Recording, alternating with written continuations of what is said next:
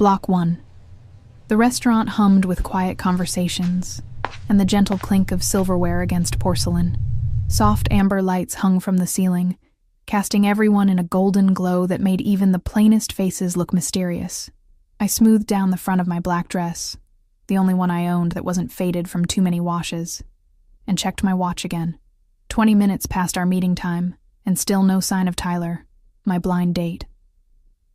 The maitre d' had seated me at a corner table for two, partially hidden behind a tall arrangement of lilies and orchids. Their heavy perfume mingled with the rich aromas of garlic and wine sauce from the kitchen, making my empty stomach growl in protest. I hadn't eaten since breakfast.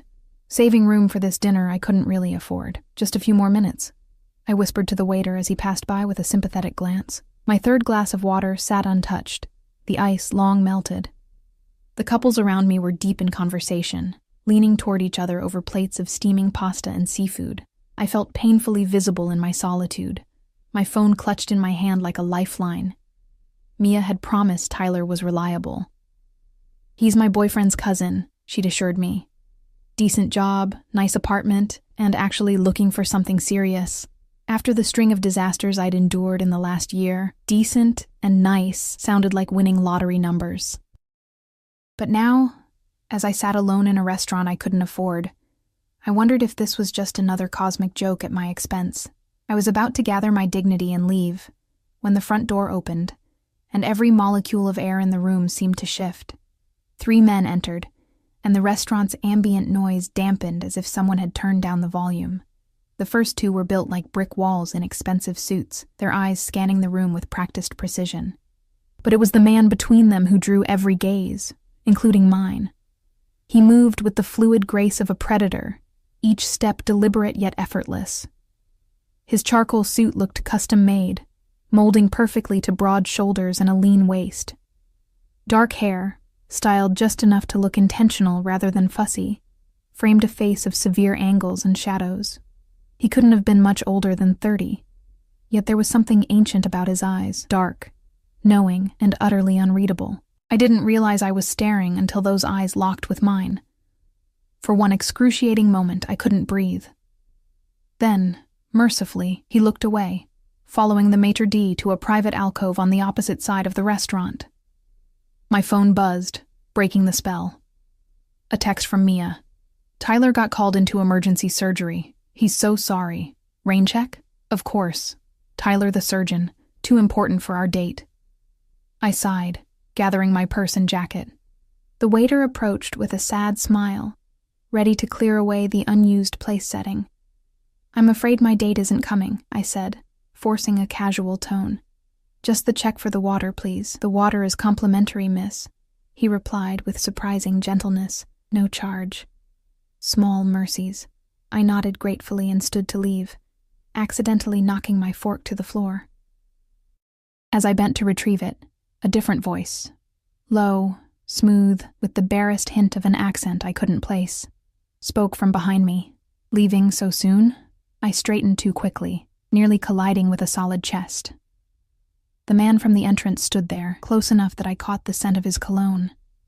Something expensive and subtle, with notes of cedar and amber. His eyes, which I now saw were a deep brown so dark they appeared black in certain light, studied me with unsettling intensity. "My date canceled," I explained, wondering why I felt compelled to tell him anything. A slight smile curved his lips, his considerable loss. Something fluttered in my stomach, a warning, perhaps, or something more dangerous. I stepped back, needing distance from his overwhelming presence. "Thank you, but I should go." "Without dinner?" He raised an eyebrow. "You've been waiting for nearly half an hour. You must be hungry." The observation startled me. He'd noticed me, had been watching me wait alone. I didn't know whether to be flattered or frightened. "I'm Adrian," he said, not offering his hand, just his name, like it should mean something to me. "Ellie," I replied automatically, immediately regretting giving my real name. "Ellie," he repeated, as if testing how it felt on his tongue. "Join me for dinner." It wasn't a question, not exactly a command either, but something in between, an expectation that left little room for refusal. "I couldn't possibly," I began. "I insist." His smile remained, but his eyes didn't waver. My table is already set for 2, and I dislike wasting reservations almost as much as I dislike dining alone. One of his companions had materialized silently at his side, watching our exchange with the emotional investment of a statue. The second man stood by the front door, his gaze sweeping the restaurant in continuous measured arcs. "You have company," I pointed out, nodding toward the stoic figure beside him. Adrian's smile widened fractionally. "Security, not company." He said it so matter-of-factly that I almost laughed, thinking it was a joke. His expression told me it wasn't. I should have declined. Should have walked right past him and out into the cool night air. Should have called an Uber and gone home to my cramped apartment, microwaved leftovers, and the stack of medical bills I'd been avoiding all week. Every instinct told me this man was dangerous in ways I couldn't even comprehend. Instead, I heard myself say, "Just dinner?" Something flashed in his eyes, triumph, perhaps. "Just dinner," he agreed. That was my first mistake. Agreeing to dinner with a stranger who needed security guards and private alcoves. But it wasn't the moment that sealed my fate. No, that came later, when I accidentally picked up his phone instead of mine. Adrian's private table was indeed set for 2, though I doubted he'd been expecting company when he arrived. The alcove was separated from the main dining area by heavy velvet curtains, offering an illusion of privacy while still allowing glimpses of the restaurant beyond. "You do this often?" I asked as he held out my chair. "Rescue stranded women from bad dates?" He took the seat across from me, his movements economical and precise. "No," he said simply. "This is a first." A waiter appeared immediately, pouring water and presenting us with menus bound in soft leather. Adrian didn't even glance at his. "We'll start with the burrata, then the osso buco for me." He looked at me expectantly. "I'll have the mushroom risotto," I said, picking the least expensive main course I could find. Even then, the price made me wince internally, and a bottle of the 2012 Barolo, Adrian added. The waiter nodded and disappeared through the curtains. "Do you always order for your dinner companions?" I found myself asking, surprising myself with my boldness. "Only the appetizer," he replied, unruffled. "I thought we might share, and if I didn't like burrata..." A faint smile played at the corner of his mouth. "Then I'd order something else." The simplicity of his answer disarmed me. I'd expected arrogance or defensiveness, not this calm accommodation. It made me wonder what else I might be wrong about. "Why did you invite me to dinner?" I asked directly. Adrian studied me for a moment, his gaze methodical, as if cataloging every feature of my face. "You intrigued me. Because I was stood up? Because you waited 27 minutes before deciding to leave," he corrected. "Patience is uncommon these days." The specificity of the time unsettled me. He really had been watching me. "Or desperation," I countered. His expression darkened slightly. "Is that what it was?" I looked down at the pristine tablecloth. "Maybe a bit of both." The appetizer arrived, saving me from elaborating. The burrata was presented on a bed of heirloom tomatoes, drizzled with aged balsamic and fragrant olive oil. Adrian gestured for me to serve myself first. As I took a bite, the creamy cheese melting on my tongue, I noticed him watching me with an intensity that should have been uncomfortable, but instead sent a peculiar thrill down my spine. "Tell me about yourself, Ellie," he said, finally breaking the silence. I swallowed carefully. "Not much to tell. I work at Memorial Hospital as a pediatric nurse.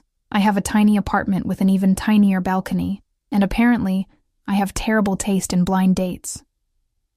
"A nurse," he repeated, something unreadable flickering across his expression. "You care for children?" I nodded. "For 6 years now. Noble work." "It doesn't feel noble at 3 a.m. when you're changing IV bags," I said with a small smile. "But I love it.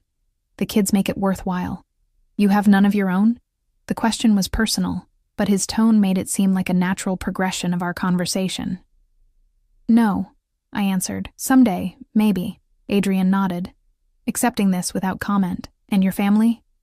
"Just my mother in Arizona. My father died when I was 12, and I didn't know why I was telling him these things. Details I usually guarded more carefully." "I'm sorry for your loss," he said. And though the words were formulaic, his tone suggested genuine sympathy. "What about you?" I asked, eager to shift attention away from myself. What does Adrian do when he's not rescuing abandoned women in restaurants? He took a sip of water, his fingers long and elegant around the glass. I manage investments. It was vague enough to be meaningless. Investments in what? Various enterprises, he replied smoothly. Real estate primarily, some hospitality ventures, hence the restaurant knowledge, I surmised. He inclined his head slightly, among other things. The wine arrived, and the sommelier made a show of presenting the bottle to Adrian, who examined the label with a critical eye before nodding his approval. After pouring a small amount for tasting, Adrian swirled it, inhaled, and took a deliberate sip. His nod was almost imperceptible, but it sent the sommelier into motion, filling our glasses. I waited until the man had retreated before raising my glass. To rescue dinners, I said. Adrian's lips curved into a genuine smile for the first time. It transformed his face from handsome to breathtaking, to fortunate timing. We clinked glasses, and I took a sip. The wine was exquisite, rich with flavors I couldn't begin to identify. It probably cost more than my monthly grocery budget. Our main courses arrived, and conversation flowed more easily as we ate. Adrian asked questions about my work, listening with surprising interest as I described the challenges and rewards of pediatric nursing. He offered little about himself in return, deflecting personal queries with practiced ease.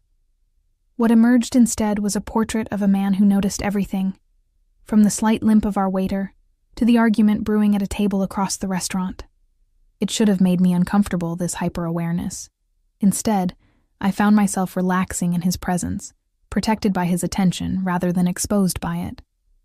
By dessert, a tiramisu we shared at his insistence, I'd had enough wine to ask what I'd been wondering all evening. Why the security detail? Are you famous or something? Adrian's expression didn't change, but something in his posture shifted, becoming more contained. My business dealings occasionally make enemies. What kind of real estate investor needs bodyguards? I pressed. The successful kind, he replied, his tone light but his eyes serious. Not everyone appreciates competition. It was another non-answer, but the subtle warning in his voice suggested I shouldn't push further. I changed the subject, asking about the watch on his wrist, a timepiece I recognized as astronomically expensive, only because one of the cardiac surgeons at the hospital wore a similar model. As Adrian described its craftsmanship, our phones, both black, both face down on the table beside our plates, vibrated almost simultaneously. Without thinking, I reached for the one closer to me, turning it over to check the notification. The message on the screen made my blood run cold. Perlovich shipment secured, 3 casualties. Warehouse cleared. I stared at the text, uncomprehending, until Adrian's hand closed over mine, gentle but firm, and took the phone from my grasp. I believe that's mine, he said quietly, his eyes never leaving my face as he handed me the other phone. My mouth had gone dry. I'm sorry, I didn't... An unfortunate mix-up, he interrupted smoothly, pocketing his phone without looking at it. No harm done.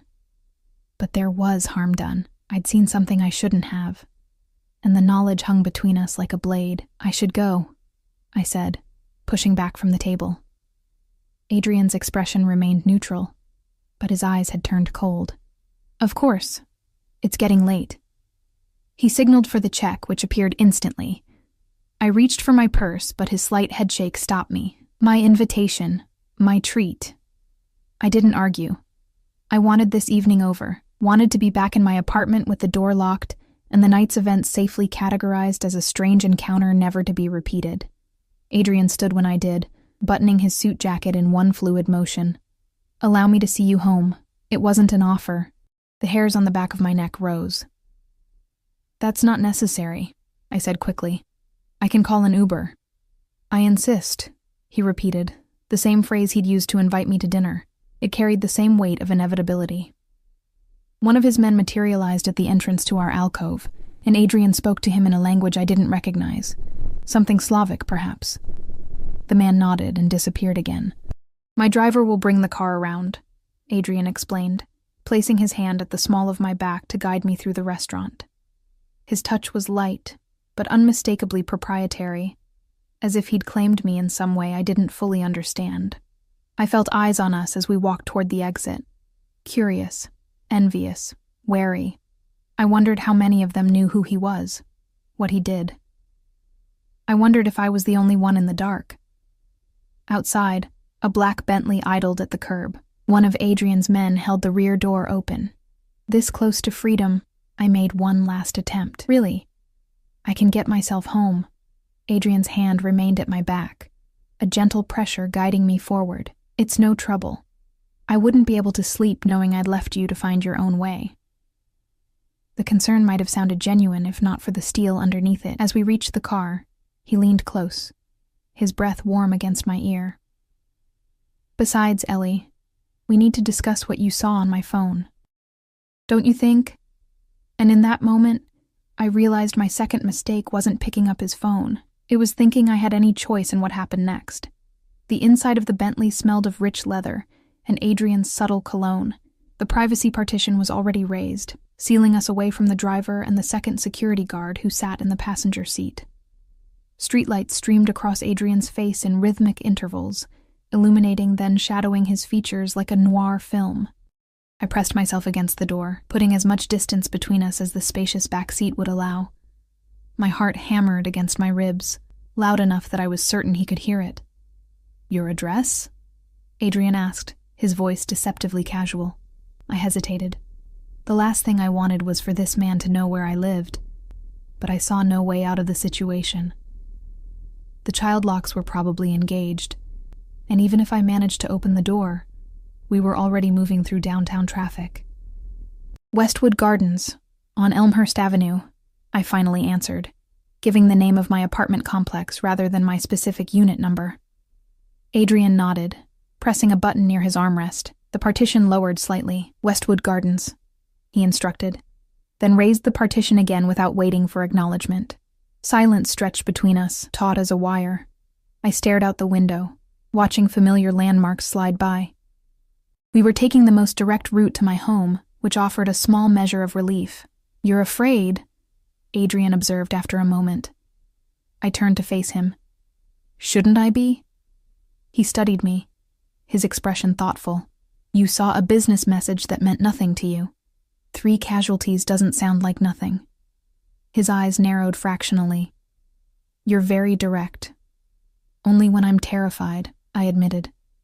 Something that might have been regret flickered across his face. "I have no intention of harming you, Ellie." "Then what are your intentions?" Adrian leaned back against the seat, seemingly relaxed despite the tension crackling in the air. "Initially, to enjoy dinner with an intriguing woman. Now to ensure a misunderstanding doesn't escalate into something unfortunate." "Is that what this is? A misunderstanding? That depends entirely on you." His voice was soft, but carried an unmistakable warning. I swallowed hard. "I didn't see anything."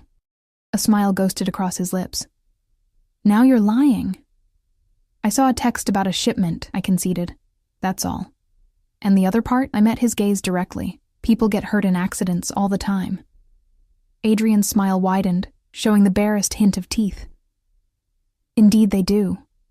The car slowed as we approached my apartment complex, a mid-range building that had seen better days but was still respectable enough. Security lights illuminated the small courtyard entrance, and a few windows glowed with the blue light of televisions. "How long have you lived here?" Adrian asked, looking past me at the building. 2 years, I answered automatically, then silently cursed myself for providing even that small detail. The Bentley pulled up to the curb and stopped. I reached for the door handle, eager to escape, but Adrian's hand closed gently around my wrist. His touch sent an electric current through my arm, a confusing mixture of fear and something far more dangerous. "Wait," he said. I froze, my breathing shallow. Adrian released my wrist and reached inside his jacket. For one terrifying moment, I thought he was drawing a weapon. Instead, he produced a business card. Thick, cream-colored stock with only a phone number embossed in dark ink. "My private line," he explained, offering it to me.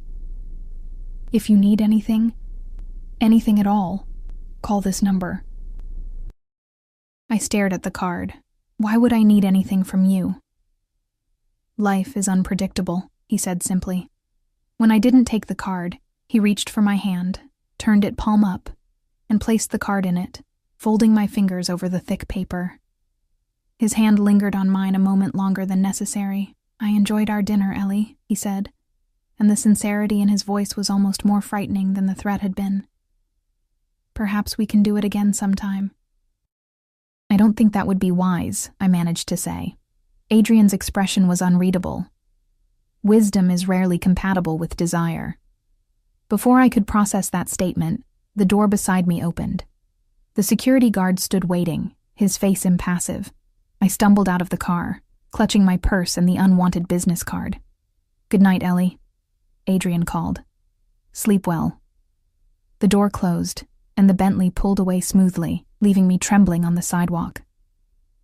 I watched until its taillights disappeared around the corner, then hurried inside, checking over my shoulder every few steps. Once inside my apartment, I locked the door, then added the chain and dragged a chair under the doorknob for good measure. I moved through each room, checking closets and behind the shower curtain, half expecting to find one of Adrian's men waiting for me. Finding nothing, I collapsed onto my couch, adrenaline finally giving way to exhaustion. The business card was still clutched in my hand, the edges damp with sweat. I stared at the number, memorizing it despite myself, then tore the card into tiny pieces and flushed them down the toilet. That night, I dreamed of dark eyes watching me from shadows. Morning arrived with harsh sunlight and the harsh reality that I had to go to work, despite the surreal events of the previous evening. I moved through my routine mechanically. Shower, coffee, scrubs, trying to convince myself that the dinner with Adrian had been less sinister than it seemed. Perhaps he really was just a businessman with overzealous security concerns. Perhaps the text had been about a shipment of goods, where there had been a theft or accident. Perhaps I was lying to myself because the alternative was too frightening to contemplate. The hospital welcomed me with its familiar antiseptic smell and fluorescent lighting. I lost myself in the rhythm of the pediatric ward, checking vitals, administering medications, coaxing smiles from sick children. By midday, Adrian had receded to the back of my mind. A strange encounter that was already beginning to feel dreamlike. "Earth to Ellie," a voice called, snapping me back to the present. Mia stood in the doorway of the medication room, her scrubs rumpled from a busy morning. "I've been calling your name for 30 seconds. "Sorry," I said, organizing the pills in my medication tray. "Rough night." She winced sympathetically. "Tyler feels terrible about canceling. He got pulled into an emergency gallbladder removal. I'd almost forgotten about the original blind date. It's fine. Did you at least enjoy the restaurant? That place is impossible to get into." I hesitated, unsure how much to share. It was interesting. I actually ended up having dinner with someone else. Mia's eyes widened. "You picked up a guy at Terrazza? Details now." "I didn't pick him up," I protested. "He sort of rescued me from dining alone." "Handsome?" I thought of Adrian's severe features, the intensity of his gaze. "Yes." "Rich?" The Bentley, the watch, the casual way he'd ordered wine that probably cost more than my rent. "Definitely." "And?" She leaned forward eagerly. "And nothing. He gave me a ride home," I said, and that was it. Mia looked disappointed. "Not even a goodnight kiss? Not even close." I pushed past her with my medication tray. "Don't you have patients to attend to?" She sighed dramatically. "Fine, keep your mystery man a secret. But Tyler wants to reschedule for Friday. You in?" After Adrian, the thought of a normal date with a normal doctor seemed like a lifeline back to reality. "Sure, why not?" "Great," Mia beamed. "He'll pick you up at 7. The rest of my shift passed uneventfully. I clocked out at 6 p.m., weary but satisfied with the day's work. The evening was cool, and I decided to walk the 6 blocks to my apartment rather than wait for the bus. Exercise and fresh air would help clear my head. I was halfway home when I noticed the black car. It wasn't the Bentley from the night before, but a Mercedes SUV with tinted windows moving slowly along the curb beside me. The hairs on my neck rose as it maintained my exact pace, neither passing nor falling behind. I quickened my steps, and the car accelerated slightly to match. My heart began to race. I fumbled for my phone, ready to dial 911, when the rear window lowered. "Ellie." Adrian's voice. My name in his mouth sounded like a claim. I stopped walking, my finger hovering over the emergency call button. The car stopped too, and the rear door opened. "Get in, please," he said, his tone making it clear this wasn't a request. "Why are you following me?" I demanded, not moving toward the car. Adrian sighed. "I'm not following you. I was on my way to see you. Why?" "Because I've been thinking about you all day," he said simply, against my better judgment. The honesty in his voice caught me off guard. "I have plans tonight." "No, you don't." He gestured to the empty sidewalk around us. "Get in the car, Ellie. It's going to rain." I glanced at the sky, which was indeed darkening with approaching storm clouds. "How did you know my work schedule?" A flicker of impatience crossed his face. "Does it matter?" "I'm here now." It mattered very much, but I didn't say so. Instead, I took a step back. "I'm not getting in your car." Adrian studied me for a long moment, then nodded as if coming to a decision. "Very well." He stepped out of the car, adjusting his suit, navy today, with a subtle check pattern. "We'll walk." I blinked in surprise. "What?" "You don't want to get in the car. I understand. We'll walk to your apartment." He turned to the driver, a different man from the previous night, but with the same vigilant eyes, and spoke a few words in that foreign language. The man nodded and pulled away from the curb, driving ahead of us. Adrian gestured for me to continue walking. "Shall we?" Confused and wary, I resumed my path home, now with Adrian beside me. He matched his stride to mine effortlessly, hands in his pockets, seemingly unbothered by the prospect of walking 6 blocks in what had to be $1,000 shoes. "You tore up my card," he said after a moment. I glanced at him sharply. "How?" "You have careful habits," he interrupted. "You'd never leave evidence of our connection lying around. You destroy it thoroughly." The casual accuracy of his assessment chilled me. "What do you want from me, Adrian?" He considered the question as we waited at a crosswalk. "Initially, I wanted to ensure your silence about what you saw. Now," he looked down at me, something unreadable in his expression. "Now I find myself curious about the woman who waited 27 minutes for a man who never showed, then tried to leave without eating. There's nothing curious about being stood up," I said. "It's curious that you blame yourself for it." I frowned. "I never said that. You didn't have to." The crosswalk signal changed, and we continued walking. "Your first instinct was to pay for water you didn't order. You apologized to the waiter for taking up the table. You assumed your date had better things to do than meet you." Each observation landed like a small slap. "You noticed all that from across a restaurant?" "I notice everything, Ellie." The simple statement carried a weight of truth that made me shiver despite the warm evening. We walked in silence for a block, the air growing heavier with the approaching storm. The Mercedes was nowhere in sight, though I was certain it wasn't far. "You're a pediatric nurse," Adrian said suddenly. "Why?" The question caught me off guard. "Because I like helping children. There are many ways to help children that don't involve night shifts, bodily fluids, and emotional exhaustion." I glanced at him, surprised by his perceptiveness. "I had cancer as a child," I said, the words coming before I could stop them. "The nurses were the ones who made it bearable. They're the reason I survived, in more ways than one." Something shifted in Adrian's expression. A softening around the eyes, perhaps. "And now you do the same for others." "I try." Thunder rumbled in the distance as we turned onto my street. The Mercedes was parked in front of my building, the driver standing beside it, alert and watchful. Adrian stopped a few yards from the entrance. "Have dinner with me again tomorrow night." I stared at him, bewildered by the invitation. "Why?"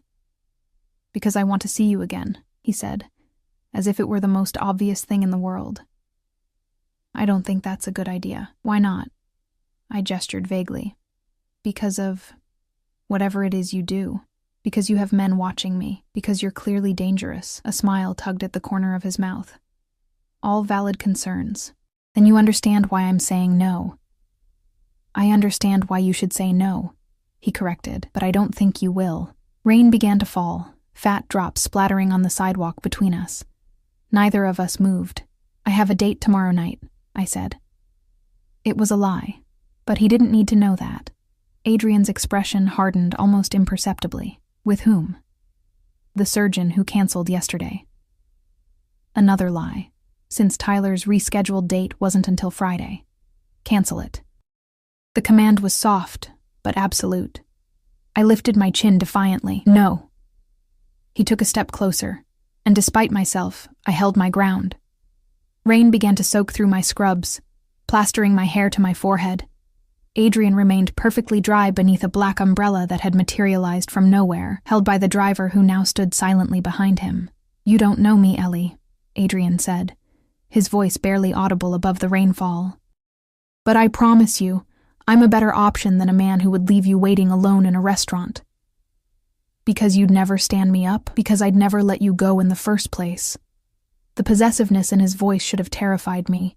Instead, it sent a traitorous warmth spreading through my chest. I took a step back, needing distance. "Good night, Adrian." I turned and hurried toward my building, feeling his eyes on me with every step. Only when I was inside, the front door locked behind me, did I dare to look back. Adrian stood in the rain, the umbrella now in his own hand, watching me. Our eyes met through the glass door, and he inclined his head slightly. Acknowledgement, not surrender.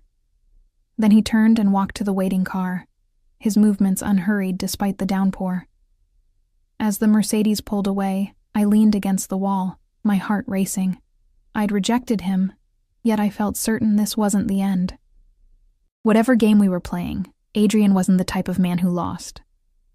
Upstairs, my apartment was exactly as I'd left it that morning.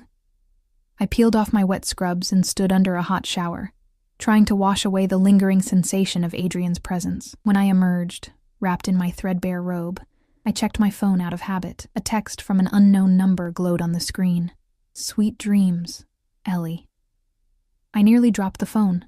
How had he gotten my number? I hadn't given it to him.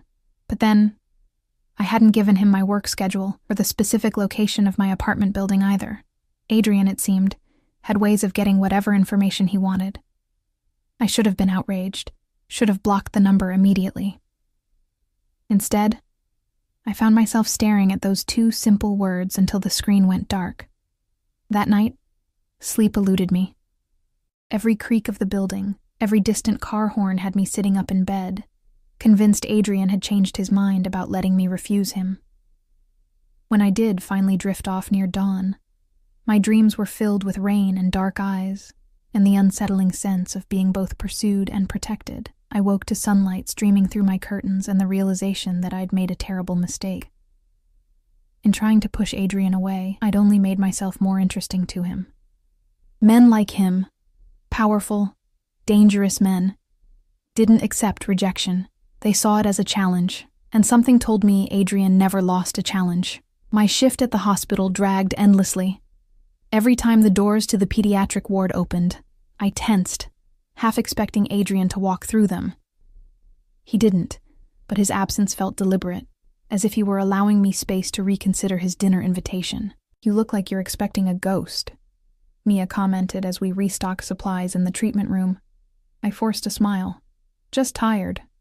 "Tyler texted me 3 times asking about you," she said, wiggling her eyebrows suggestively. "I think he's smitten already." Tyler.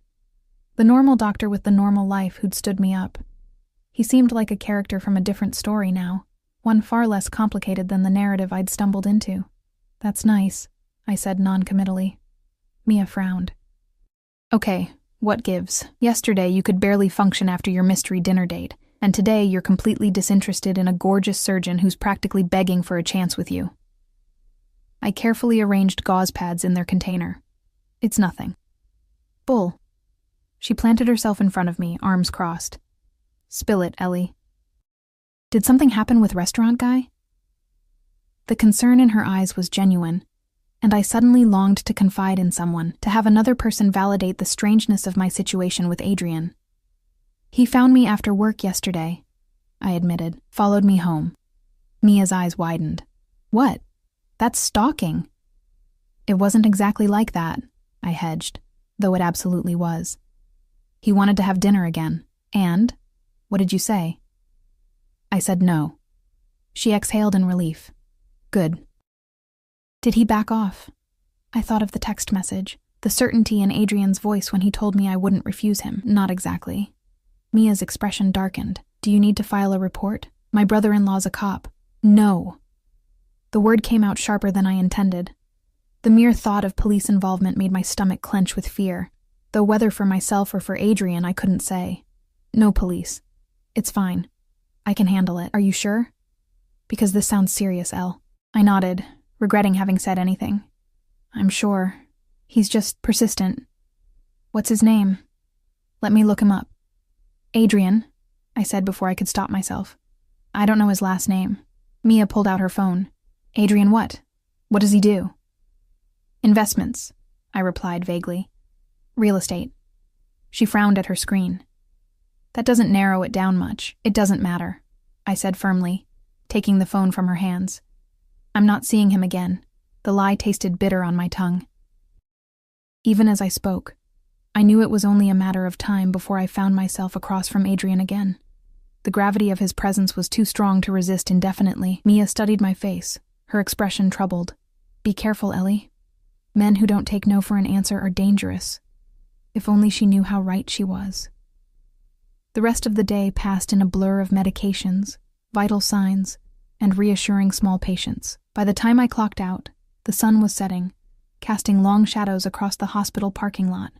I hesitated at the entrance, scanning the street for any sign of Adrian's car, feeling both relief and an unexpected pang of disappointment when I saw nothing unusual. I took the bus home, hyper-aware of my surroundings, studying each passenger's face for the watchful eyes of Adrian's men. The ride was uneventful, as was the short walk from the bus stop to my apartment. No sleek cars trailed me, no powerful figures materialized from the shadows. It was almost anticlimactic.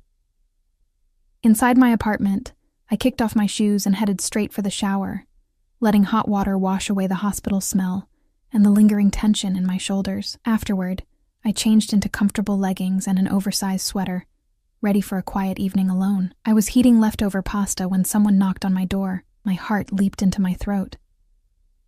No one ever visited me unannounced. I approached the door cautiously, peering through the peephole. A delivery man stood in the hallway, holding a large white box tied with a black satin ribbon. Relief mingled with suspicion as I cracked open the door, keeping the chain engaged. Yes? Delivery for Eleanor Winters, the man said, consulting his clipboard. I frowned. Almost no one used my full name. That's me. Sign here, please. He passed the clipboard through the narrow opening. I signed, then reluctantly unchained the door to accept the box. It was lighter than it looked and cool to the touch. Who is it from? Not specified, the delivery man replied. Have a good evening. He turned and walked away before I could ask anything else. I closed and locked the door, then stood staring at the mysterious package in my hands. I knew who it was from. The question was whether I should open it. Curiosity won. I carried the box to my kitchen counter and carefully untied the ribbon. Inside, nestled in layers of tissue paper, was a single white orchid plant, its delicate blooms pristine against dark foliage. A small card lay beside it, bearing only 3 words in elegant handwriting. Reconsider, A. I touched one perfect petal, a smile tugging at my lips despite myself. It was both understated and extravagant, like the man himself. No gaudy bouquet or obvious luxury, just a single perfect specimen that probably cost more than I made in a day. My phone vibrated with an incoming text. The same unknown number from the night before. Did you receive my gift? I stared at the message, debating whether to respond. Ignoring him hadn't worked so far. Perhaps engagement on my own terms was the better strategy. Yes, I typed back. It's beautiful. Thank you. His response came immediately. Like its recipient. Heat rushed to my cheeks. It was a simple compliment, yet it affected me more than it should have. I placed the phone face down on the counter, trying to collect my thoughts. The microwave beeped, reminding me of my forgotten dinner. I removed the pasta, no longer appetizing compared to the memory of the meal I'd shared with Adrian. As I picked at the food, my phone vibrated again. Have you reconsidered? I took a deep breath and typed, I'm still not having dinner with you. 3 dots appeared, disappeared, then reappeared, finally. Then I'll come to you. My pulse quickened. That's not necessary. I disagree. A pause, then another text. I'm already on my way.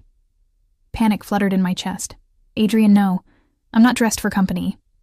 I don't care what you're wearing. The bluntness of his response made me blush again. This is exactly the problem. You don't listen when I say no. This time the pause was longer. You're right. I apologize. Another message followed quickly. May I please come see you tonight, Ellie? The polite request, so at odds with his usual commanding tone, caught me off guard. I hesitated, fingers hovering over the keyboard. The sensible answer was still no. The safe answer was no. Yes, I typed instead.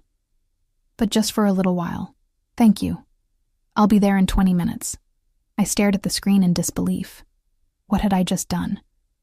Panic propelled me into action. I rushed to my bedroom, changing from comfortable clothes into jeans and a soft blue sweater that brought out the color of my eyes. I ran a brush through my hair, applied minimal makeup, and spritzed on a touch of perfume. All the while, a voice in my head screamed that this was madness, inviting a dangerous man into my home, caring how I looked for him. 19 minutes after his text, a knock sounded at my door. I took a steadying breath, checked my appearance one last time in the hall mirror, and opened the door. Adrian stood alone in the hallway. No security detail visible. He wore dark jeans and a charcoal cashmere sweater that softened his usual severe appearance. In one hand, he held a bottle of wine. In the other, a small paper bag from which emanated the tantalizing aroma of fresh bread.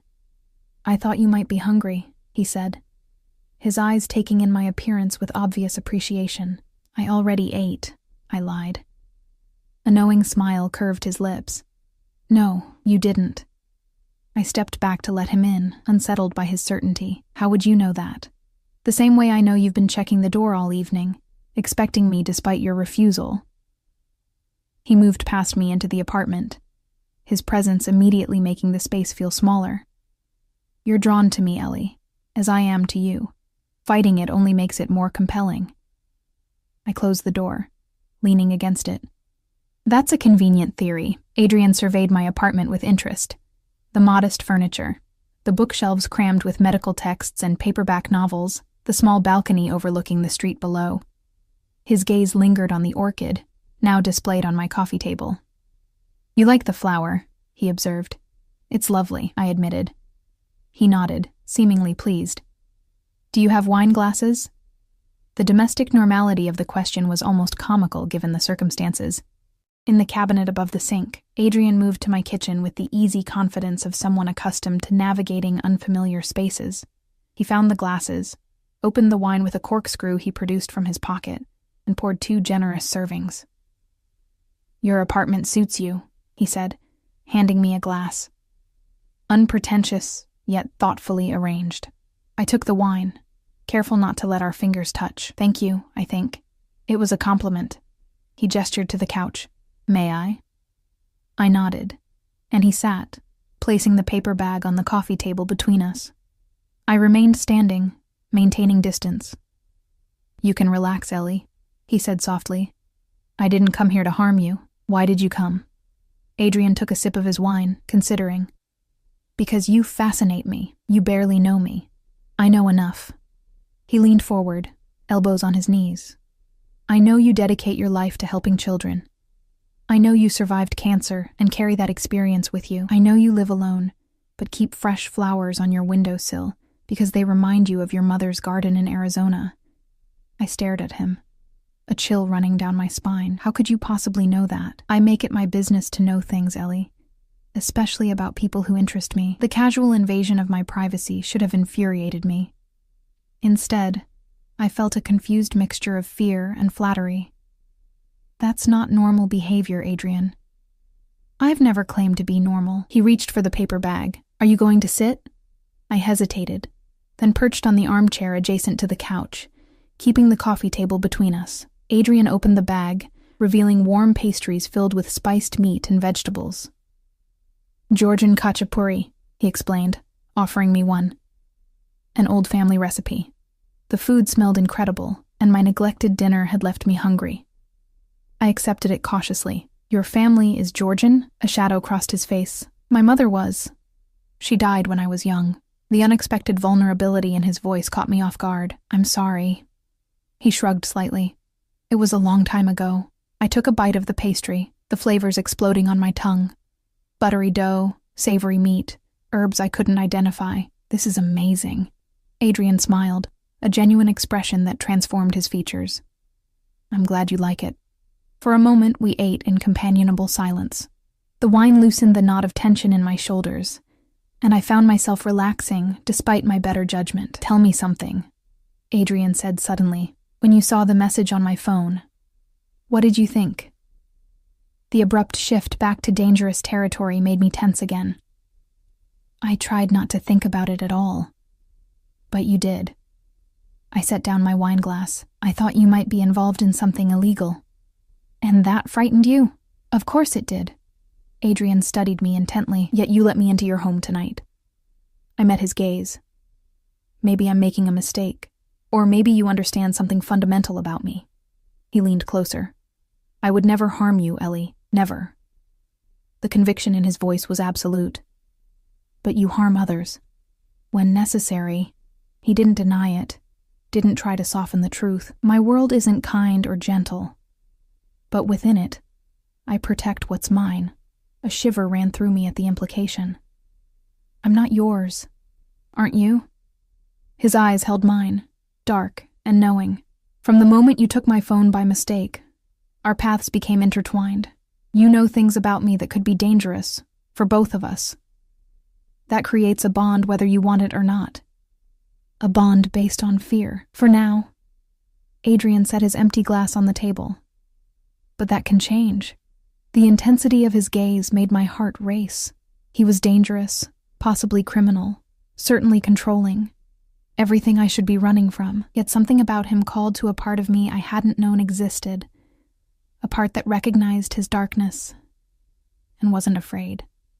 What do you want from me, Adrian? I asked again, my voice barely above a whisper. He stood and moved around the coffee table to kneel before my chair, bringing his face level with mine. This close, I could see flecks of amber in his dark eyes, smell the subtle cologne that had haunted my dreams. I want to know you, he said, his voice low and intimate. I want to protect you. I want to be the one you turn to when you need anything. Anything at all. That sounds like possession, not a relationship. A smile ghosted across his lips. Perhaps the distinction isn't as clear as you think. Before I could respond, he reached out slowly, giving me time to pull away, and brushed a strand of hair behind my ear. His fingers trailed along my jawline, a touch so gentle it made my breath catch. I can give you things no one else can, Ellie, he murmured. Safety, security, a life without worry. At what cost? Your trust. His hand cupped my cheek. Your loyalty. My freedom, I added. Adrian's eyes darkened. I would never cage you, but you'd expect me to stay. Yes. The simple admission hung between us. I would. I should have been repelled by his honesty, by the possessiveness that radiated from him like heat. Instead, I found myself leaning into his touch, drawn by the promise of protection in a world that had often left me to fend for myself. His thumb brushed my lower lip, and I shivered. I can't be what you want, Adrian. You already are. His gaze dropped to my mouth. May I kiss you, Ellie? The question, so at odds with his usual commands, undid me. I nodded, unable to speak past the knot in my throat. Adrian leaned forward, closing the distance between us with deliberate slowness. When his lips finally met mine, the contact was feather-light, questioning. I answered by pressing closer, my hands finding their way to his shoulders. The kiss deepened, his mouth firm yet gentle against mine. One of his hands slid to the nape of my neck, the other to my waist, drawing me toward him until I was perched on the edge of the chair. Heat bloomed in my core, spreading outward with each caress. When we finally broke apart, both breathing heavily, I saw something new in Adrian's expression. Hunger, yes, but also wonder, as if I'd surprised him somehow. You should go, I whispered, even as my body ached for him to stay. Adrian studied my face, then nodded slowly. For tonight. He rose to his feet, straightening his sweater. But this conversation isn't over, Ellie. I stood as well, suddenly aware of how small my apartment was, how easy it would be to fall back into his arms. I have a date tomorrow night, I reminded him, clinging to the last shred of my resistance. Something dark flashed in Adrian's eyes. Cancel it. I can't just... You can. His voice hardened. And you will. The commanding tone snapped me back to reality. This is exactly what I mean, Adrian. You don't get to control my life. He stepped closer, looming over me. I'm trying to protect you. From what? A perfectly nice doctor? From anyone who might take you away from me?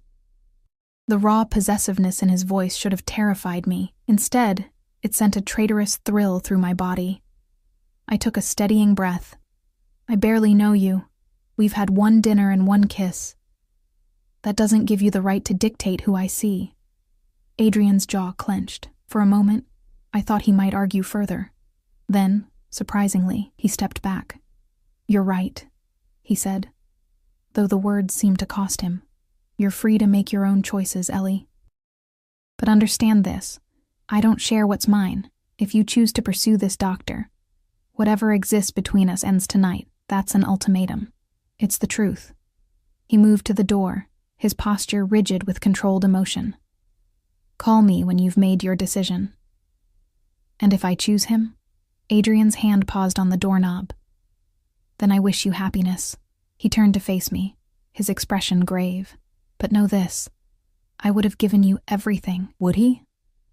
Before I could respond, he was gone, leaving only the lingering scent of his cologne and the impression of his lips on mine.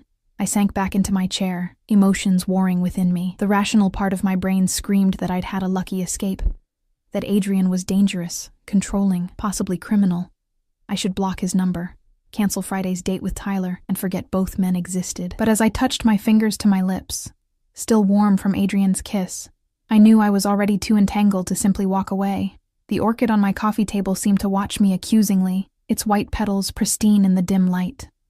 Like Adrian, it was both beautiful and demanding, requiring precise conditions to thrive, unforgiving of neglect. I poured myself another glass of the wine he'd brought, a rich red that tasted of dark cherries and oak.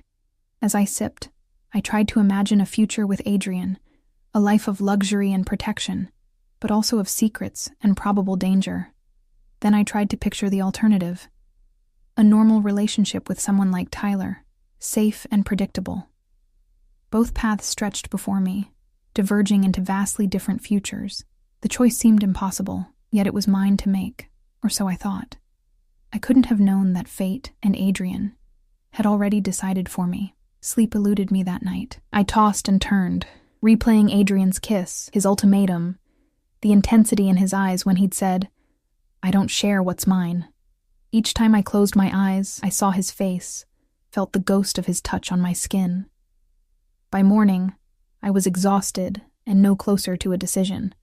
I dragged myself through my hospital shift in a haze, checking my phone compulsively for messages from Adrian. None came.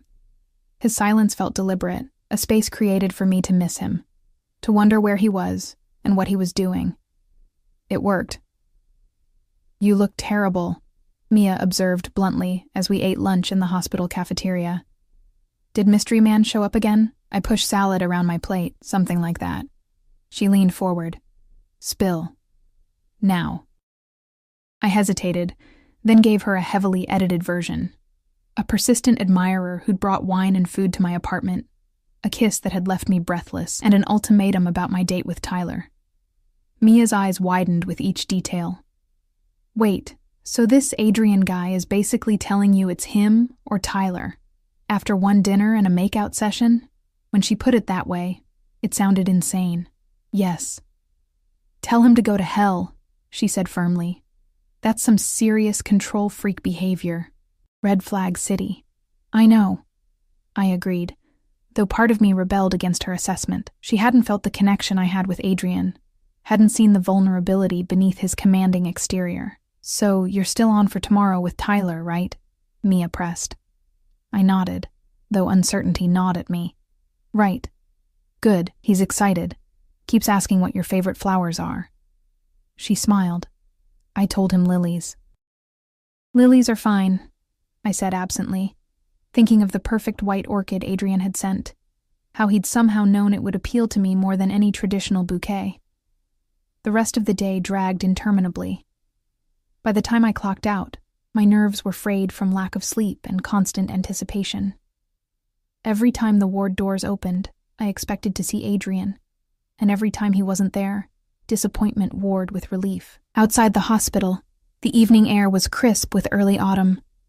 I buttoned my coat and began the walk to the bus stop, constantly scanning my surroundings for any sign of Adrian or his men. The street remained stubbornly ordinary. No black cars idling at curbs, no watchful eyes tracking my movements. When the bus arrived, I sank into a seat near the back, suddenly bone-tired. My phone remained silent, the screen dark and accusatory. I could text him, of course. He'd left the decision in my hands. But what would I say? That I'd chosen a man I barely knew over one I'd never met, or that I was going through with tomorrow's date despite the magnetic pull I felt toward him. Neither option sat right with me. So I did nothing, watching the city slide by through smudged windows as the bus carried me home. My apartment building looked the same as always, yet I approached it warily, half expecting to find Adrian waiting. The lobby was empty save for Mrs. Patel from 3B, collecting her mail. I nodded hello and headed for the stairs, too restless for the confines of the elevator. On the 4th-floor landing, I fumbled for my keys, juggling my purse and phone. The keys slipped from my fingers, clattering to the floor. As I bent to retrieve them, the stairwell door opened behind me. I spun around, heart leaping to my throat. But it was only Mr. Grayson from 4C, returning from his evening walk with his dachshund, Oscar. "Evening, Ellie," he greeted me cheerfully. "Beautiful night, isn't it?" "Beautiful," I echoed, embarrassed by my overreaction.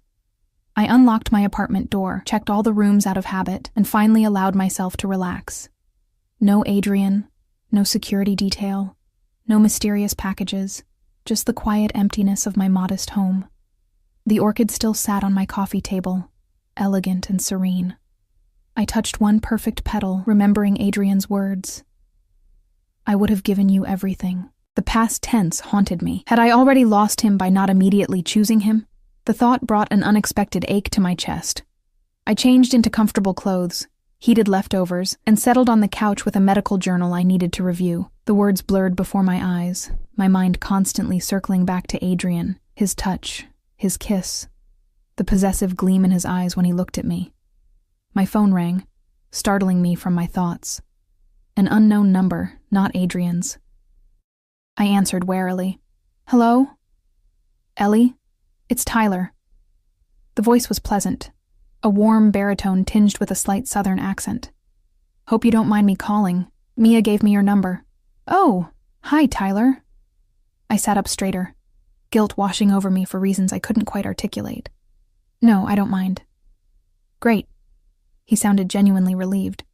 "Listen, I'm so sorry about having to cancel our dinner. Emergency surgeries are part of the job, but it was still a lousy way to make a first impression."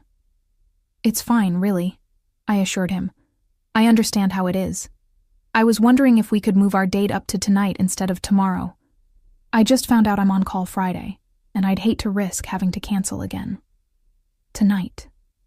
The word hung in the air. If I agreed, I would be making my choice, choosing Tyler over Adrian without ever giving Adrian the chance to respond. I'm not sure," I stammered. "I've already had a long day and—" "Just a quick drink, then," Tyler persisted. "There's a nice wine bar a few blocks from your place. We could meet in, say, an hour?" His eagerness was flattering, and under normal circumstances, I would have appreciated his effort. But all I could think about was Adrian's ultimatum, the invisible line I'd be crossing. "Tyler, A sharp knock at my door cut me off. 3 rapid taps, authoritative and unmistakable. My pulse quickened. "Can I call you back? Someone's at my door." "Sure, of course," Tyler replied, sounding disappointed. "I'll wait for your call." I ended the call and approached the door cautiously, peering through the peephole. My breath caught in my throat. Adrian stood in the hallway alone, his expression unreadable. He wore a black suit today, impeccably tailored, with a crisp white shirt open at the collar. He looked powerful, dangerous, and utterly compelling. I opened the door, suddenly conscious of my messy ponytail and worn lounge clothes. Adrian. His eyes swept over me, missing nothing. Ellie. He gestured to the phone still clutched in my hand. Am I interrupting? No, I said too quickly. Just a work call. A flicker of something, doubt, perhaps, crossed his face. But he didn't challenge me. May I come in? I stepped back to allow him entry, my nerves jangling. He moved past me into the apartment, his presence immediately filling the space. Unlike the previous evening, when he'd arrived with wine and food, tonight he carried nothing but himself. I closed the door, leaning against it. I didn't think I'd see you again so soon. I intended to give you time to consider your choice, he said, turning to face me. But circumstances have changed. A chill ran down my spine. What circumstances? Adrian's expression hardened. Someone has been asking questions about you, about our connection. Fear bloomed in my chest. What do you mean? Who's asking questions? My sources at the hospital reported a man making inquiries about you today. About your schedule, your friends. His jaw tightened. About whether you were seeing anyone. My mind raced. That's impossible. The only person who even knows about you is Mia, and she wouldn't... It wasn't your friend. Adrian stepped closer, his voice dropping lower. The description matches someone else entirely. Someone who has been watching you for days. The walls seemed to close in around me. I don't understand. Why would anyone be watching me? Adrian's expression darkened further. Because of me. Because someone has discovered my interest in you.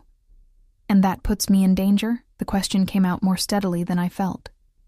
Yes. The single word landed like a stone. I have enemies, Ellie. People who would use anything, anyone, I care about against me. The implication hung in the air between us. I was a vulnerability, a potential weapon to be used against him. And he had come to warn me. What do we do? I asked, unconsciously stepping closer to him, seeking the protection he represented. Something shifted in Adrian's expression. Relief, perhaps, at my immediate acceptance of our situation as a shared problem. You need to come with me. Tonight. Come with you? Where? To my home. It's secure, protected. You'll be safe there until I resolve this situation. I shook my head, reality crashing back. Adrian, I can't just leave. I have work, responsibilities. Call in sick. He cut me off. This isn't optional, Ellie. Your safety is at risk. The commanding tone that had both attracted and repelled me returned full force. I bristled. You can't just order me to upend my life because you say so. I need proof, Adrian. Who is this person? What exactly is the threat? Adrian's eyes narrowed, frustration evident in the tight line of his mouth. Then, surprisingly, he reached into his jacket and withdrew his phone. He pulled up a photo and handed it to me. On the screen was a surveillance image of a man I'd never seen before. Tall, sandy-haired, unremarkable, except for the cold calculation in his eyes. He stood across the street from my apartment building, watching the entrance with unmistakable intensity. This was taken yesterday, Adrian said quietly, and this... He swiped to another image of the same man in the hospital parking lot. Was this morning. He's been tracking your routine, learning your patterns. A sick feeling settled in my stomach. Who is he? His name is Vance. He works for the Moretti family. Adrian's expression darkened. A rival organization. The clinical way he referenced what could only be another criminal enterprise should have terrified me. Instead, I found myself moving closer to Adrian, instinctively seeking his protection. Why me? I whispered. I'm nobody. Adrian cupped my face in his hands, his touch unexpectedly gentle. You're not nobody, Ellie. You're mine. The possessiveness in his voice sent a shiver down my spine, or at least they believe you are, and that makes you valuable. I should have objected to being claimed so definitively, but fear overrode my independence. What would they do if they got to me? A muscle ticked in Adrian's jaw. Nothing, because I won't allow it to happen. His thumb stroked my cheek. Come with me, Ellie. Please. The plea, so at odds with his usual commands, undid me. I nodded slowly. Okay, just let me pack a few things. Relief washed over his features. Quickly, take only what you need for a few days. I moved to my bedroom in a daze, pulling a duffel bag from under the bed. As I mechanically packed clothes, toiletries, and medications, my phone buzzed with a text from Tyler. Should I make a reservation for 9? The normalcy of it, a nice doctor asking about dinner plans, seemed absurd in contrast to the danger Adrian had revealed. I texted back, I'm sorry, something's come up. Can't make it tonight or tomorrow. I'll explain later. As I pressed send, I realized I was closing a door on that possible future, the safe, ordinary life I might have had. Instead, I was stepping willingly into Adrian's world of luxury and danger, of protection and possession. Adrian appeared in the doorway, watching me pack with barely concealed impatience. We need to leave now, he said. My car is waiting downstairs. I zipped the bag closed and nodded. I'm ready. He took the bag from my hand, his fingers brushing mine. I'll keep you safe, Ellie. I promise. The sincerity in his voice made my throat tighten. Whatever else Adrian was, criminal, controlling, dangerous, I believed absolutely in his determination to protect what he considered his. And somehow, impossibly, that now included me. We left through the service entrance, avoiding the main lobby. A different black car, an Audi SUV this time, idled in the alley, engine running. One of Adrian's men stood beside it, alert and watchful, a subtle bulge under his jacket suggesting a concealed weapon. Adrian ushered me into the back seat, sliding in beside me. The interior was luxurious, soft leather seats, privacy glass, the faint scent of Adrian's cologne lingering in the air. As we pulled away from my apartment, I felt a curious mixture of fear and exhilaration. I was leaving behind everything familiar, entrusting my safety to a man I barely knew, yet felt inexplicably drawn to, a man who lived in a world of shadows and violence, a man who looked at me as if I were precious beyond measure. Where are we going? I asked as the car merged smoothly into traffic. My primary residence, Adrian replied. It's about 30 minutes outside the city. I glanced out the window, watching familiar streets give way to highways, then to winding roads flanked by increasingly opulent properties. Will your men be there too? Some of them. The house has a security team. He studied my profile. Does that bother you? I considered the question. I don't know. This is all so surreal. Adrian's hand found mine in the darkness, his fingers intertwining with mine. I know this isn't what you would have chosen, Ellie. But I swear to you, I'll make it right. The tenderness in his voice contrasted sharply with the circumstances that had brought us here. I squeezed his hand, drawing comfort from his solid presence. How long will I need to stay? Until I eliminate the threat, he said simply. The casual reference to violence should have disturbed me more than it did. Instead, I found myself nodding, accepting his protection and all it entailed. We turned onto a private road, winding through manicured grounds until a massive house came into view. Calling it a house seemed inadequate. It was a mansion, modern and elegant, with soaring glass walls and warm lighting that spilled onto immaculate gardens. This is where you live? I asked, unable to keep the awe from my voice. Adrian's lips curved in a faint smile. One of my homes, yes. The car stopped at a grand entrance, where 2 men in dark suits stood waiting. Adrian helped me out, his hand at the small of my back as he guided me inside. The interior was as impressive as the exterior. High ceilings, minimalist furnishings in cream and charcoal, artwork that looked museum-worthy adorning the walls. Everything spoke of wealth and taste, power worn with casual confidence. Welcome to my home, Ellie, Adrian said, watching my reaction carefully. I turned in a slow circle, taking it all in. It's beautiful. It's yours while you're here, he replied. You'll have complete freedom within the property. The only restriction is leaving the grounds, a gilded cage then, however spacious. And my job. I can't just disappear. Already arranged. At my questioning look, he elaborated. A family emergency requiring your immediate presence in Arizona. Your supervisor approved a week's leave. I stared at him. You called my supervisor. My assistant did, he clarified. With appropriate documentation, the ease with which he had rearranged my life was both impressive and unsettling. You thought of everything. It's what I do. His hand brushed my arm lightly. Are you hungry? The kitchen can prepare whatever you'd like. The casual offer of service reminded me of the vast difference in our circumstances. In my world, dinner was whatever I could afford, or had time to make myself. In Adrian's, staff awaited his commands at any hour. Just something simple, I said. I'm more tired than hungry. Adrian nodded, pressing a button on a discreet panel in the wall. A woman in a simple black uniform appeared almost instantly. Ms. Winters will be staying with us, Adrian informed her. Please have a light supper sent to the blue guest suite, and ensure her room is prepared. Right away, sir, the woman replied, giving me a polite nod before disappearing. Adrian turned back to me. Let me show you to your room. You can rest, eat, and we'll talk more in the morning. He led me up a sweeping staircase and down a hallway lined with doors. At the end, he opened double doors to reveal a suite that was larger than my entire apartment. A king-sized bed dominated one wall, dressed in plush navy bedding. Floor-to-ceiling windows overlooked illuminated gardens. A sitting area, complete with a fireplace, occupied one corner. 2 doors presumably led to closets and a bathroom. This is excessive, I said, setting my duffel bag on a bench at the foot of the bed. It looked pathetically small against the luxurious surroundings. Adrian's lips twitched. It's comfortable. It's bigger than where I live, then perhaps where you live is too small.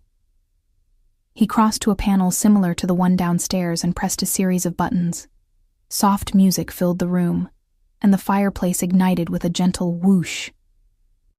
The bathroom is through there. You'll find everything you need. If not, press this. He indicated a button on the panel, and someone will bring it to you. I ran my fingers over the silky bedding, trying to reconcile this opulence with the danger that had brought me here. This doesn't feel real. Adrian moved closer, his presence commanding even in the spacious room. It's real, Ellie, as is the threat that brought you here. He reached out, tucking a strand of hair behind my ear. I meant what I said. I'll keep you safe. The intensity in his gaze made my breath catch. Despite the circumstances, despite the fear and uncertainty, desire curled low in my belly. Adrian sensed the change, his eyes darkening as he watched me. I should let you rest, he said, his voice rougher than before. I caught his wrist as he withdrew his hand. Stay. Just for a while. Something flared in his eyes, hunger, triumph, relief. Are you sure? In answer, I stepped closer, eliminating the space between us. I'm here, aren't I? I chose you. Adrian's control shattered. His mouth claimed mine with a possessiveness that stole my breath, his arms encircling me completely. I responded with equal fervor, weeks of tension and attraction culminating in this moment of surrender. We moved toward the bed in perfect synchrony, his hands mapping my body as if committing it to memory. When he laid me down on the silken bedding, his weight a delicious pressure above me, I knew there was no turning back. I had stepped into Adrian's world, his danger, his protection, his possession, and whatever came next, we would face it together.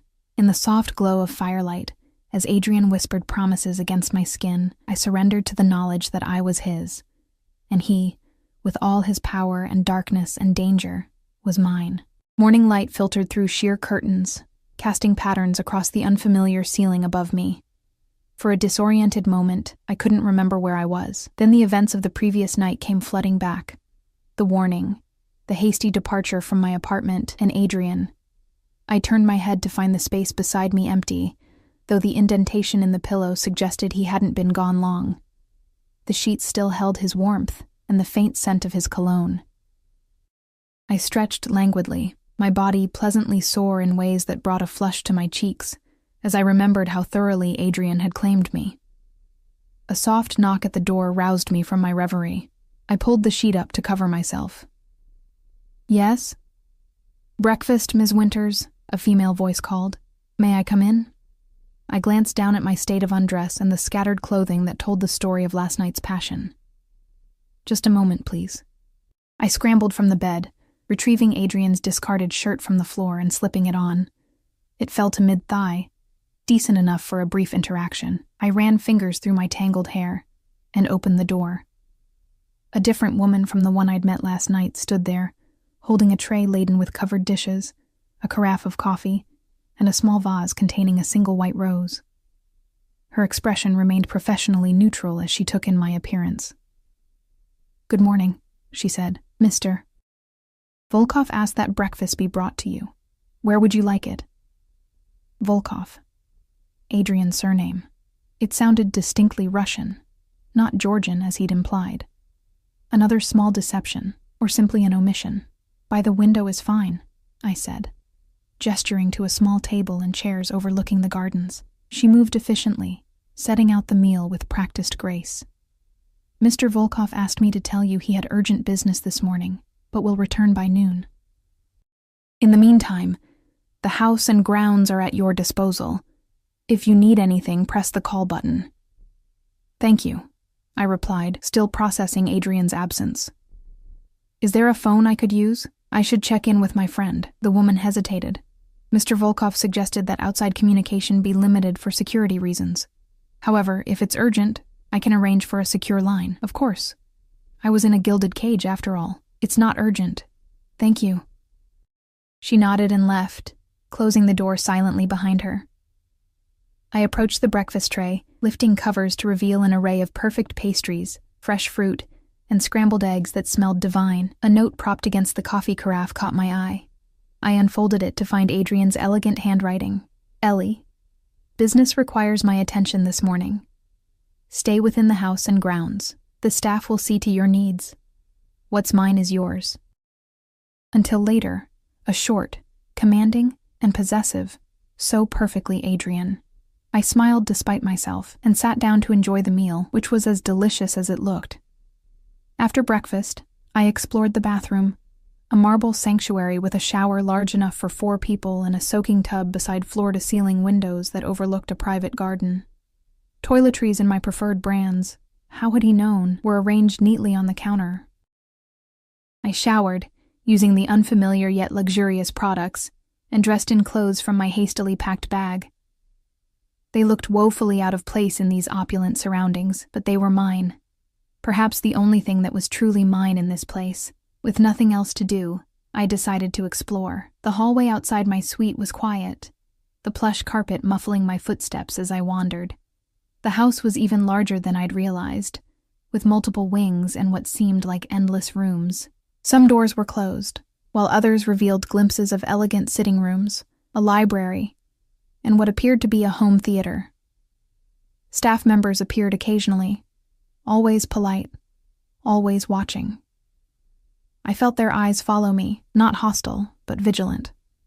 Were they concerned I might steal something, or was their surveillance part of Adrian's protection? Eventually, I found my way to a sun-filled conservatory at the back of the house. Exotic plants and flowers created a lush oasis, with comfortable seating arranged to enjoy the greenery. I settled into a wicker chair, picking up a book someone had left on a side table, a collection of Russian poetry in translation. As I leafed through the pages, a passage caught my eye. What is this terror? What is this ecstasy? What is it that is coming to me? Out of the darkness, into the light. The wind's wings beat about me.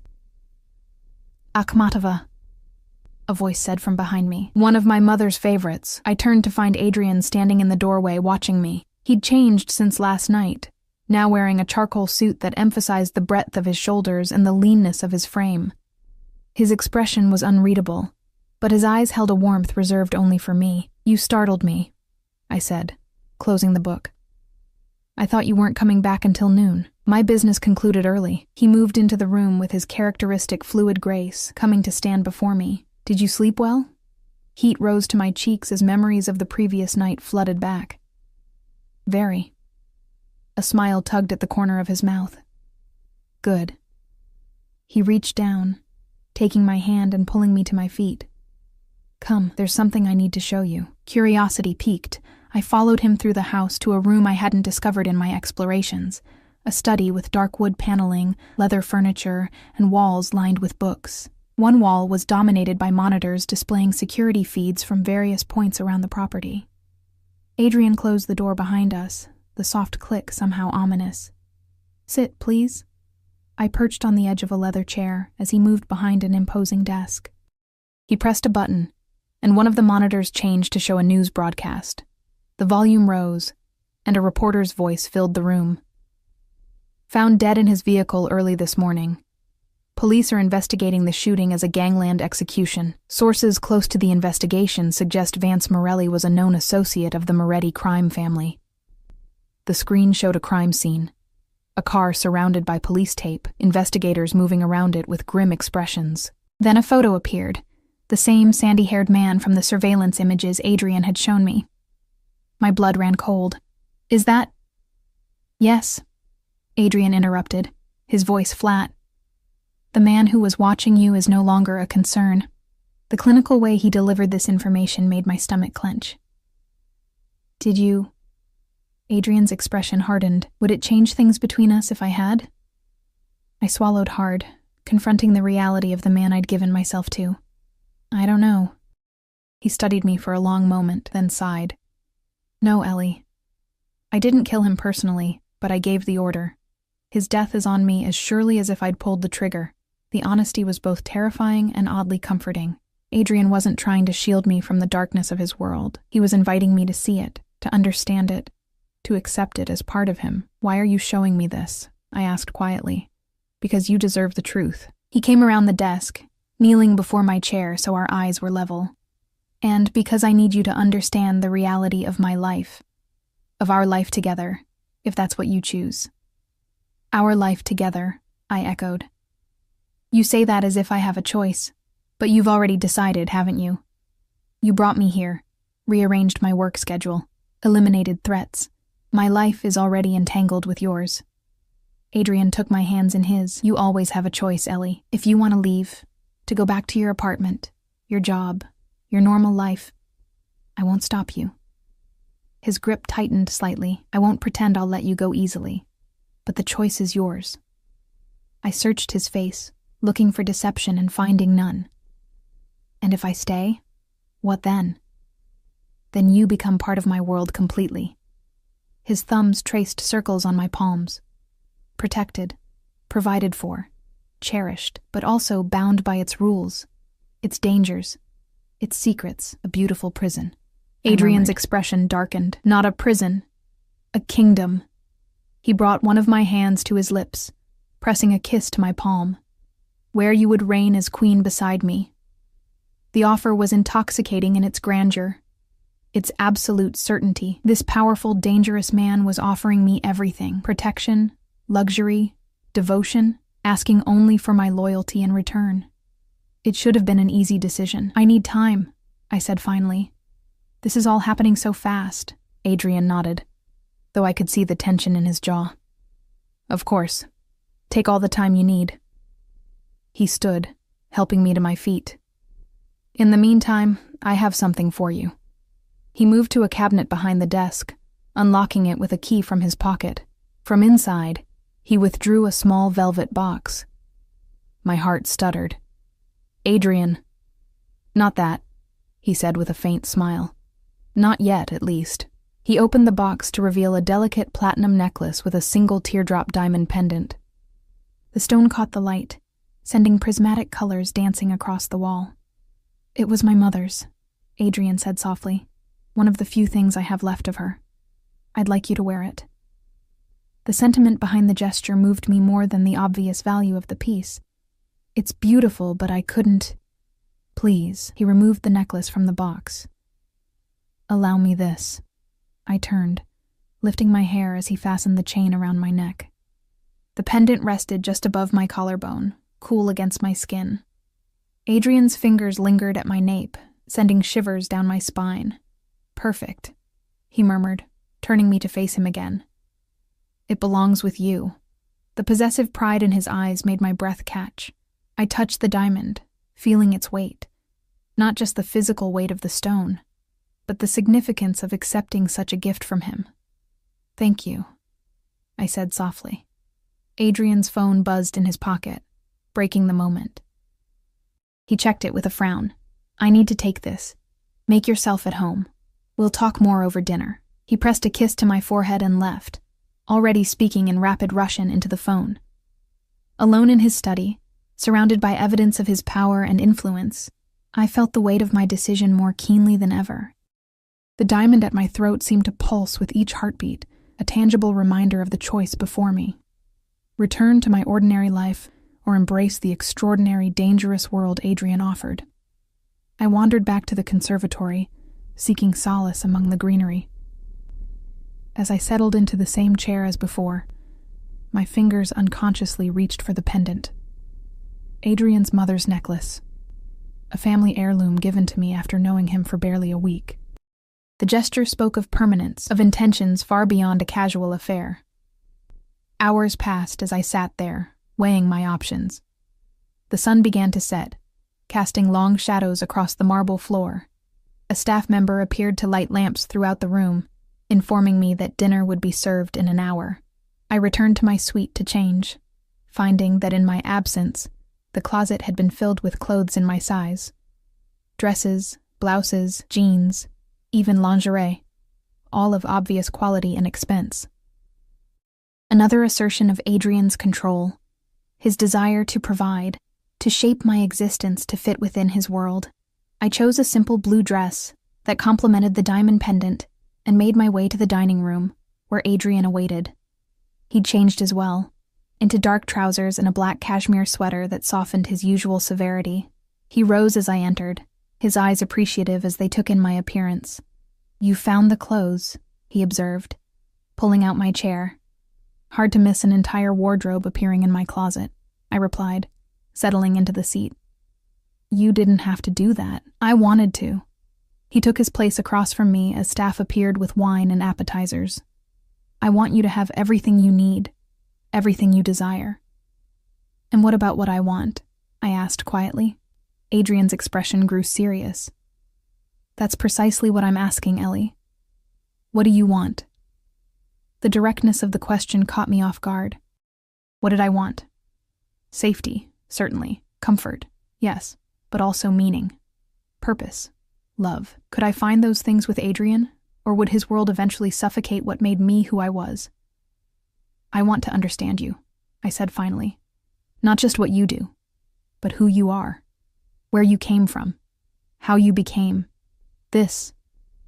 I gestured to encompass him, the house, the wealth and power that surrounded us. Something like surprise flickered across Adrian's face, quickly replaced by thoughtful consideration. He nodded to the staff, who discreetly withdrew, leaving us alone. "My father was a small-time enforcer for the Russian mob in Brooklyn," he began, his voice quiet but clear. "My mother was Georgian, a pianist who came to America seeking a better life and found only hardship. They met when she was waitressing at a restaurant he frequented. He was cruel to everyone but her." He took a sip of wine, his eyes distant with memory. "I was 10 when he was killed, shot in the back of the head by a rival. My mother and I had nothing. We lived in a one-room apartment, barely surviving on what she earned playing piano in hotel lobbies."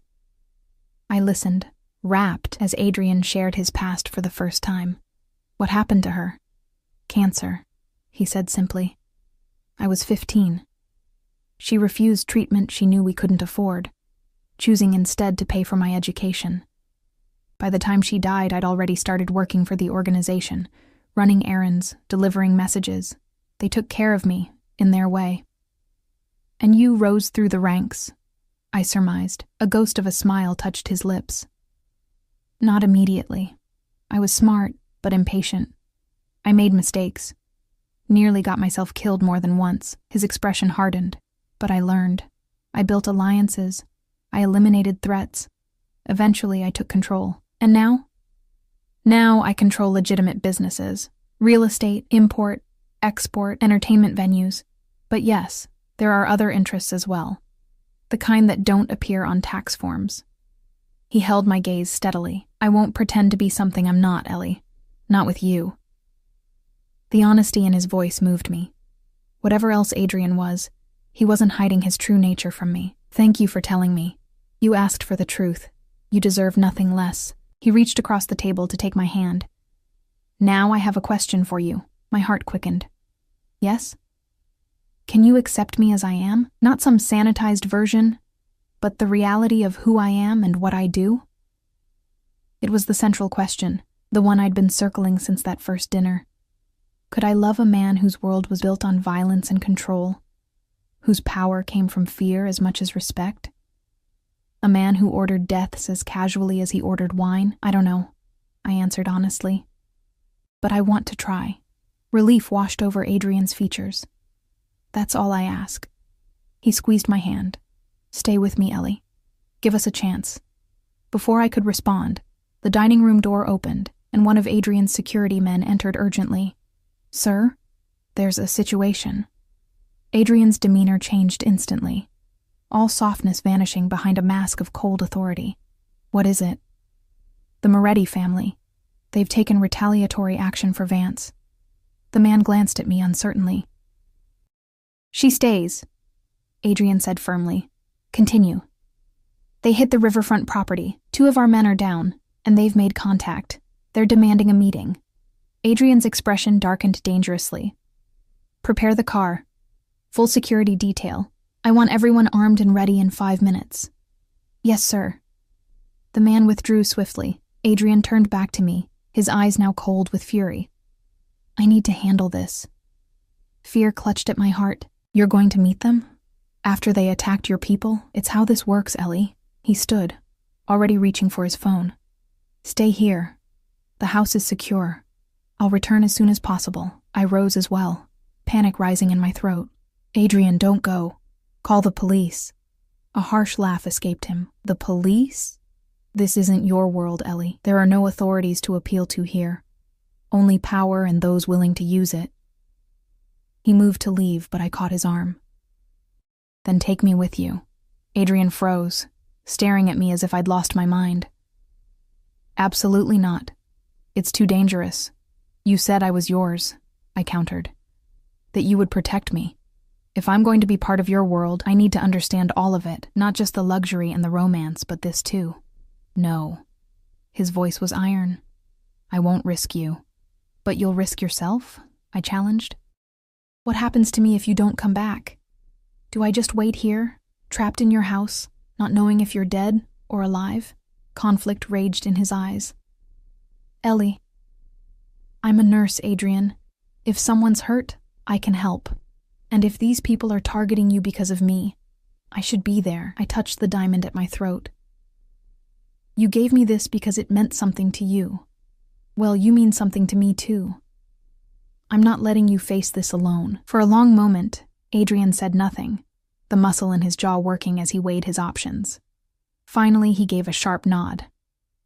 You stay in the car with 2 guards at all times. If anything happens, they get you out immediately. No arguments. Relief washed through me. Agreed. Change into something dark, he instructed. Practical shoes, nothing that stands out. 5 minutes. I hurried back to my suite, heart pounding. What was I doing? Voluntarily walking into a situation with armed criminals, potential violence? Yet the alternative, staying behind, not knowing if Adrian would return, seemed unbearable. In the closet of designer clothes, I found dark jeans, a black sweater, and flat boots. I changed quickly, fastening Adrian's necklace securely beneath my collar. Whatever happened tonight, I wanted this piece of him with me. Adrian was waiting in the foyer, now wearing a black suit with a subtle bulletproof vest underneath, a detail that made my stomach clench with fear. He assessed my outfit with approval, then handed me a slim black phone. Emergency use only, he said. It has 1 number programmed, direct to my security chief. If we're separated for any reason, call immediately. I nodded, slipping the phone into my pocket. Outside, 3 black SUVs idled in the circular drive, engines running.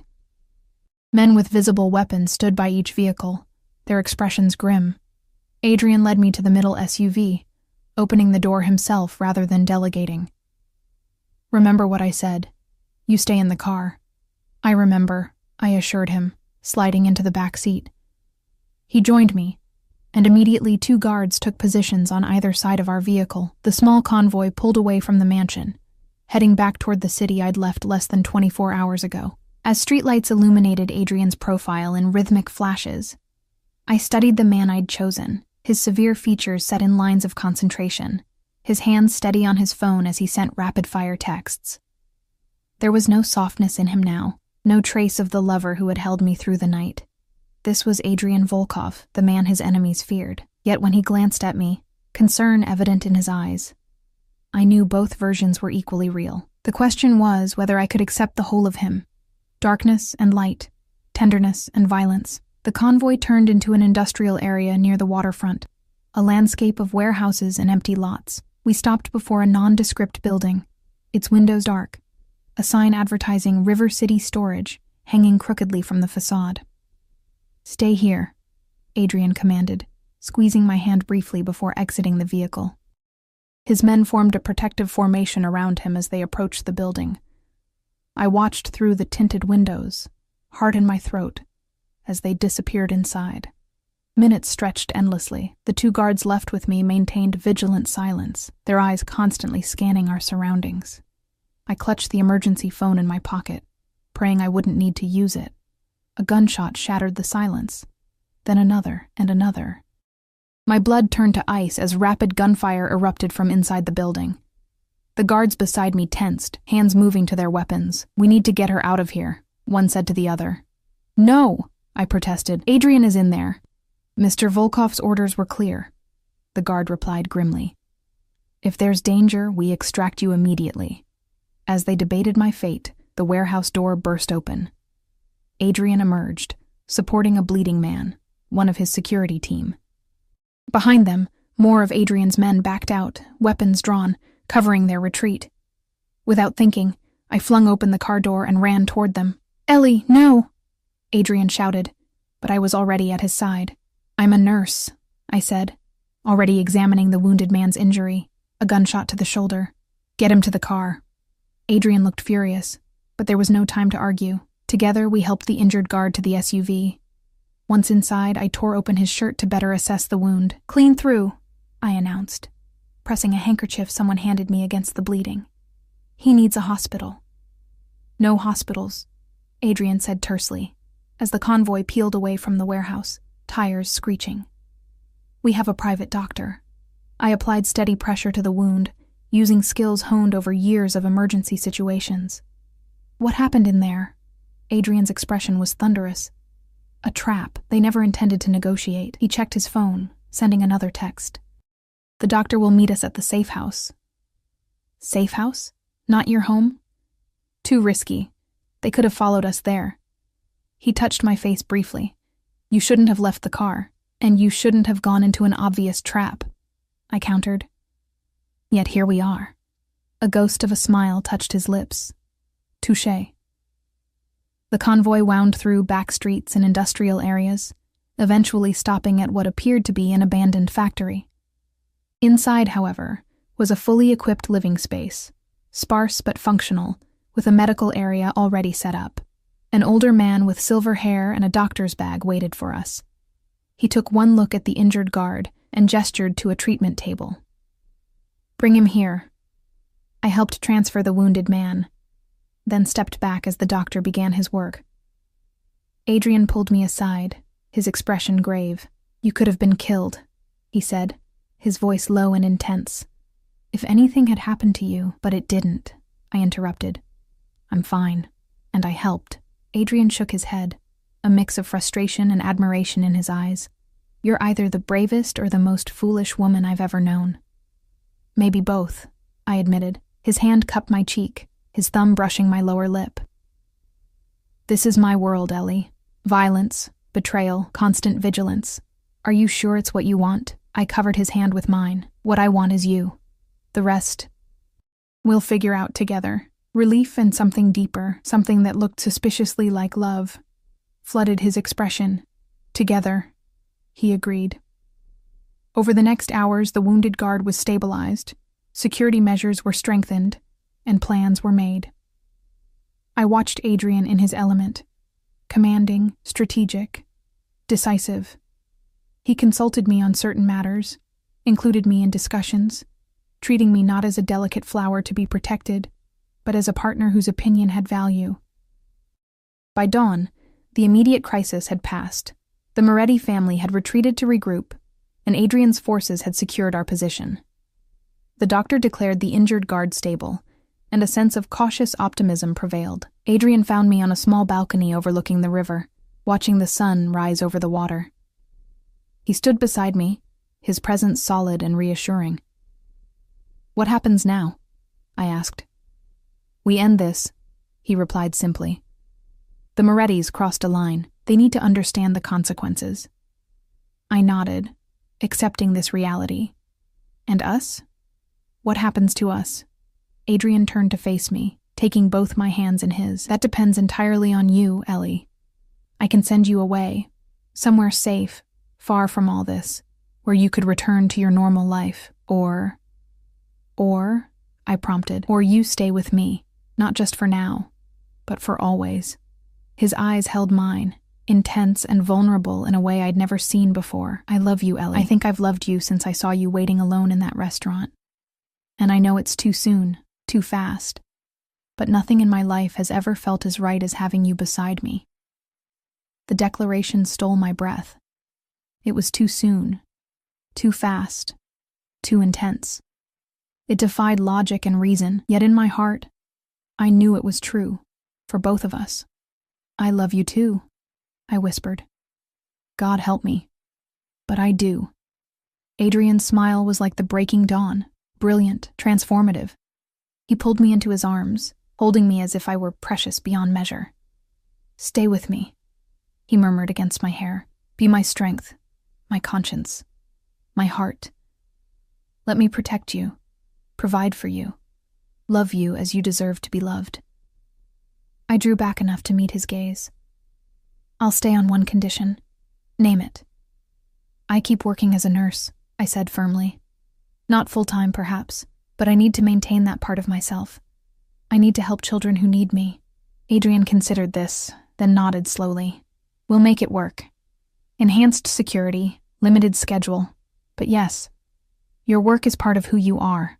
I wouldn't take that from you." Relief washed through me. "Then yes, I'll stay." He sealed our agreement with a kiss that promised everything: protection, passion, partnership. When we parted, both breathless, he pressed his forehead to mine. "One more thing," he said, reaching into his pocket. He withdrew a small velvet box, different from the one that had held his mother's necklace. My heart stuttered as he opened it to reveal a diamond ring, the stone catching fire in the morning light. "Too soon?" he asked, a rare uncertainty in his voice. "Yes," I admitted with a smile. "But I don't care." Adrian slipped the ring onto my finger, where it glittered like a promise. "Mine," he said softly. I touched the diamond at my throat, then the new one on my hand. "And you're mine," I replied. "All of you, the good, the bad, the dangerous. I choose all of it." 6 months later, we married in a private ceremony at Adrian's estate. The Moretti threat had been neutralized, through means I chose not to inquire about too closely, and a fragile peace established in the criminal underworld. I continued my nursing work 3 days a week, always under the watchful eyes of Adrian's security team. The rest of my time was divided between charity work, managing our household, and building a life with the man who had claimed me that night at the wrong table. Our world wasn't perfect. Adrian's business still operated in shadows I occasionally glimpsed, and danger was never far away. But within the circle of his protection, I found not a prison, but a sanctuary, a place where I was valued not just for my beauty or my usefulness, but for the strength he saw in me from the beginning. And on nights when memories of violence threatened to overshadow our happiness, Adrian would hold me close and whisper, "You chose all of me, and I chose all of you. Together, we're more than either of us could be alone." In those moments, I knew the truth of it, that fate had led me to the wrong table that night, but somehow to exactly the right man. My Mafia husband, my protector, my love. It wasn't the life I'd planned, but it was the one I was meant for, and I wouldn't change a single moment of it, not even the mistake that started it all.